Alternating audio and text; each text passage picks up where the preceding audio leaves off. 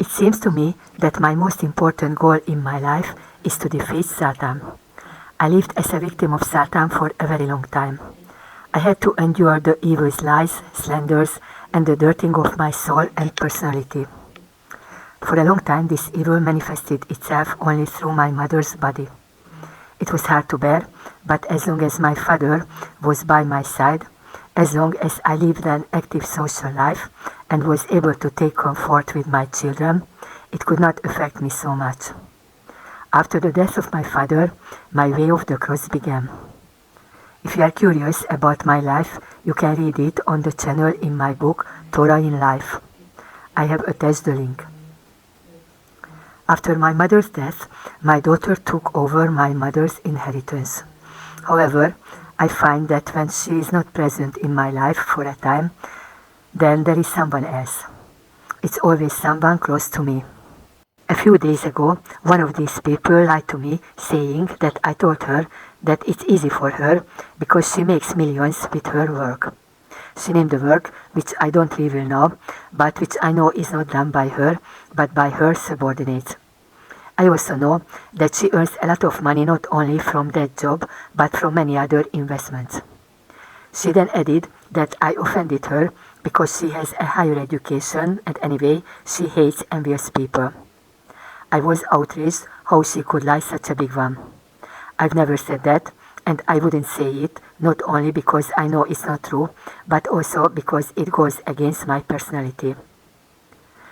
When, after repeating the lie several times, I asked her when I said that, she replied that then when I said, "Get behind me, Satan."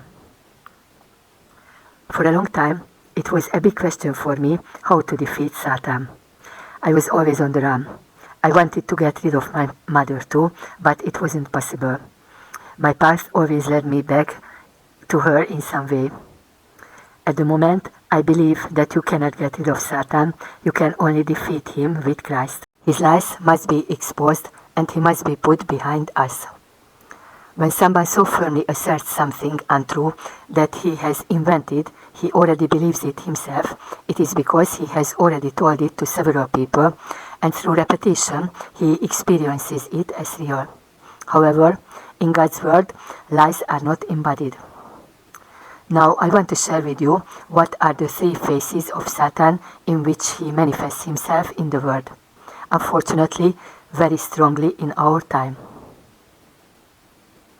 His first, most common activity is to buy people. He promises a lot of money or power or both. In return, however, he asks for the soul of man so that hell be more filled than heaven. However, he does not reveal this. The majority of people live in slavery to mammon. They consider money the most important value, and therefore they are ready to sell their souls. In the beginning, everything goes well. They receive a lot of money from Satan. But then comes the reckoning from the evil one. And this happens first through a person's health.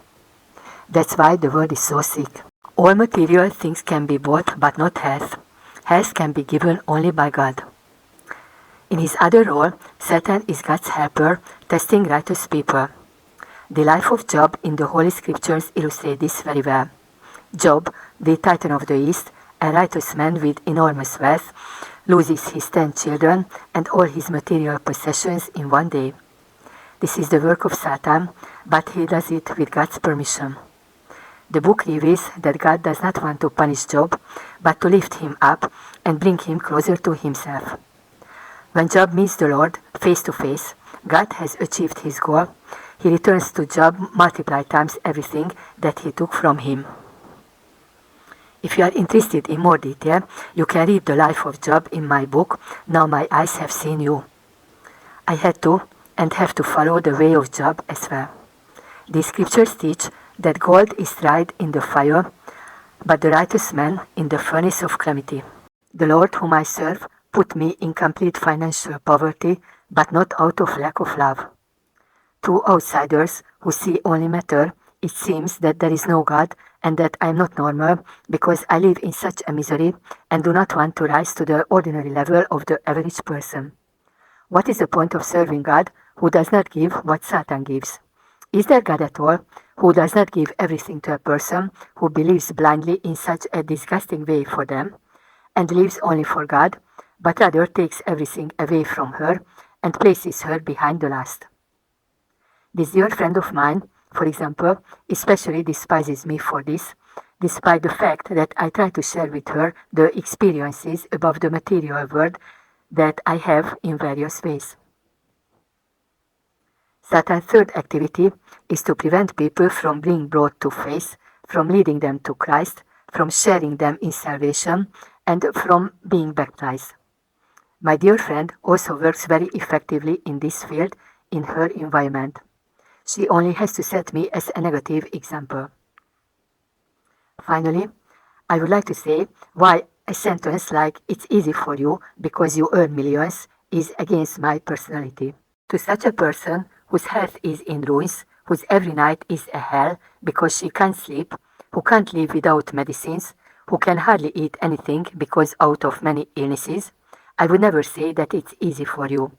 It is true that I live in financial poverty and I undertook the fast myself, but on weekends when I can eat anything. My life is magic. I deal with the mysteries of God. I often receive revelations in ecstasy which fills me with infinite happiness. I wouldn't change a single moment of my life for the life of the richest unbeliever in the world. In the next video, I will tell you what 3 false values are, according to which, unfortunately, the world works today, and what true values should exchange them.